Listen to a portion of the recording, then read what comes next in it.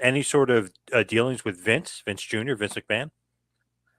Um, I had almost um, how would you say, interrelationships with Vince. The only time I saw Vince, because you remember it's the 80s and 90s, Yep.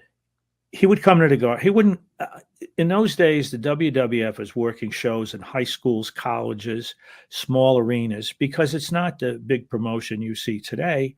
They had to give the guys money between shows. So they'd work the garden and then they'd give them a show in Mount Vernon at the high school. Can you imagine Roman Reigns coming to your local high school? Yeah, Crazy. Yeah. Backlund, the Sheik, those people came to Bob Yeah. Backlund. Hogan never went to those shows. He came in at a later date. But basically, I would see Vince at the Garden. Now, WWF wasn't crazy about using state officials. Okay, I can't blame them, but they were stuck with us. So he'd see me at the Garden and he'd say, "Good evening, Ref," or "Good evening, Dave." I'd say, "Hello, Vince," or I call him Mr. McMahon. I mean, I was getting paid big money at the Garden, so I'm not going to blow this. So, hello, Mr. McMahon. How are you, Dave? I'm fine. How are you? I'm very well. Then he would go sit in the gorilla position and stay there all night, watching it on the monitor in his gray pinstripe suit and gray sneakers. That's what he'd wear. And he would let Pat Patterson run the show, and maybe Arnie, the chief, whoever happened to be on Rene Goulet.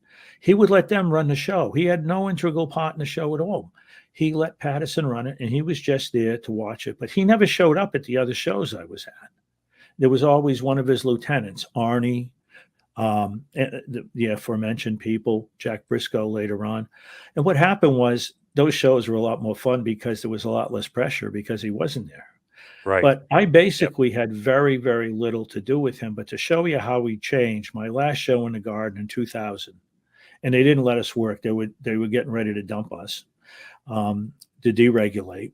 So I'm in the hallway, and he almost ran me over, running back and forth up the hallway. He had become an integral part of the show. So I saw Vince go from sitting in a gorilla position and saying nothing all night to becoming an integral part of the show in the year 2000. But basically, I had very little to do with Vince. So people ask me, what do you think of what's going on now? What's your opinion of this? What's your opinion of that? And my answer is always, and it's not a cop-out, I don't judge people. I judge people on how I've seen them. And I saw one side of Vince. I'm not saying there isn't another side, that people haven't seen another side, that he may or not done things. But I'm not going to trash him because the business was good to me. He allowed me to work. He could have said, I don't want this guy, Dave Dwinell, working.